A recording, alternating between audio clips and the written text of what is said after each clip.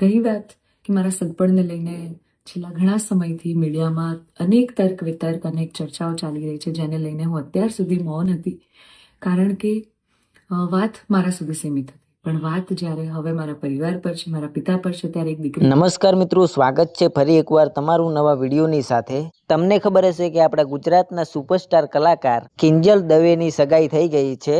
કિંજલ દવેની સગાઈ થયા બાદ એમના સમાજમાં જે ચર્ચા ચાલી રહી છે એના વિશે કિંજલ દવે શું કહી રહ્યા છે એ તમે સાંભળો.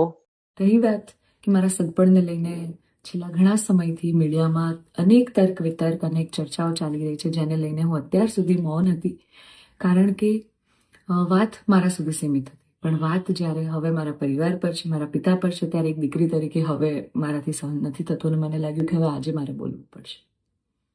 એક બ્રહ્મકન્યા હોવાનું, એક બ્રહ્મ દીકરી હોવાનું મને એટલું ગૌરવ છે કે જેને હું કદાચ શબ્દોમાં નહીં વર્ણવી શકું.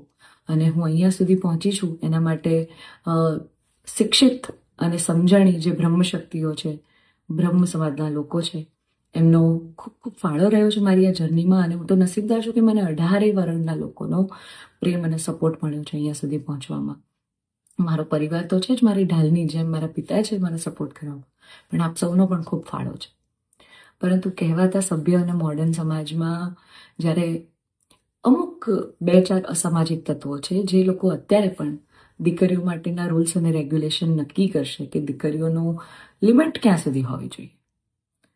દીકરીઓને ફ્લાય કરવા માટે પાંખો મળી છે, એને વીંજવાની અને એને કાપવાની વાતો છે આ બધી.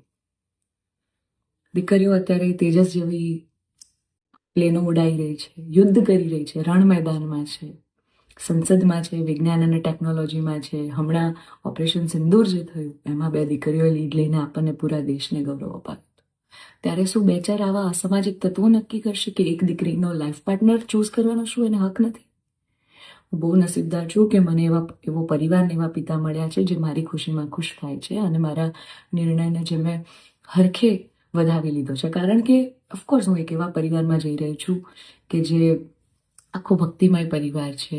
બહુ જ પરિવારના લોકો અને મારો પાર્ટનર મને એટલો પ્રેમ કરે છે કે જેમને હું જે છું, જેવી છું, જે પણ છું, મને ખૂબ આદરથી સત્કારથી એ લોકો સ્વીકારી છે. રાત દિવસ જ્યાં ગાયત્રી મંત્ર, નવકાર મંત્રના જાપ થાય છે, આવા પરિવારમાં હું જઈ રહી છું. મને ખૂબ જ ગૌરવ છે. એટલે હું તમામ બ્રહ્મ શક્તિઓ, સમજણી અને શિક્ષિત જે લોકો છે, બાકીના લોકોના મગજમાં નહીં ઉતરે કદાચ આવા, પણ જે લોકો શિક્ષિત છે, સમજુ છે, એ લોકોને હું નમ્ર વિનંતી કરું છું કે આવા 2-4 જે અસામાજિક તત્વો છે ને કે જે દીકરીઓની પાંખોને કાપવાની વાતો કરી રહ્યા છે, પ્લીઝ એને સમાજમાંથી દૂર કરો, નકર આપણો સમાજ ક્યાંયનો નહીં રહે. તમે દીકરીઓનું સારું જ કરવા માંગતા હોય ને તો દીકરીઓના શિક્ષણ માટે વાત કરો. નાની નાની દીકરીઓ પર જે બળાત્કાર થઈ રહ્યા છે એના માટે વાત કરો. દીકરીઓની પ્રતિભાને આગળ લાવવાની વાત કરો. ચલો, આ બધી પ્રતિભાને બધું તો મોડર્ન વસ્તુ થઈ ગઈ. હજી જૂના 18મી 17મી સદીના કુરિવાજો આપણા સમાજમાં ચાલ્યા આવે છે. હજી કેટલા બાળ લગ્ન થાય છે આપણને બધાને ખબર છે. સાટા પ્રથા ચાલુ છે જેની પીડિત હું પણ છું, તમને બધાને ખબર છે. દીકરીઓના પૈસા લેવામાં આવે છે. અલા, દીકરીઓને તમે ઘૂંઘટામાં રાખો છો અને તમે એમ કહો છો કે અમે દીકરીઓનું સારું કહેવા માંગે છે. એક બાજુ દીકરીઓ તેજસ જેવી ફ્લાઇટો ઉડાઈ રહી છે, આર્મીમાં છે, નેવીમાં છે, અને એક બાજુ દીકરીઓ ઘૂંઘટામાં છે. એના પરથી જ ખબર પડી જાય છે કે ક્યાં કેટલો વિકાસ છે. હું દરેક બ્રહ્મ શક્તિઓને, બ્રહ્મ આગેવાનોને નિવેદન કરું છું, આજીજી કરું છું કે આવા અસામાજિક તત્વોને સમાજમાંથી હટાવો. જેટલા પણ લોકો હવે મારા પરિવાર વિરુદ્ધ કંઈ પણ પોસ્ટિંગ કરશે, કમેન્ટ કરશે, એમના વિરુદ્ધ હું કાયદેસરના પગલાં લઈશ.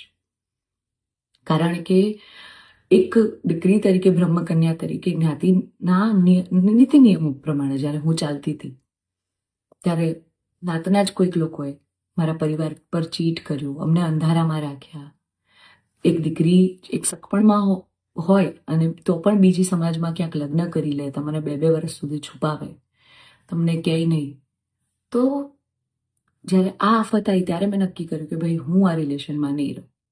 મેં મારા પરિવાર માટે સ્ટેન્ડ લીધો. અને કોઈ છોકરાને શું, જ્યારે પરિવાર માટે અને મારા પિતા પર જ્યારે વાત આવશે ને ત્યારે હું ભગવાનને પણ છોડવાની તાકાત ધરાવું છું. એ દીકરી છું હું, બરાબર છે?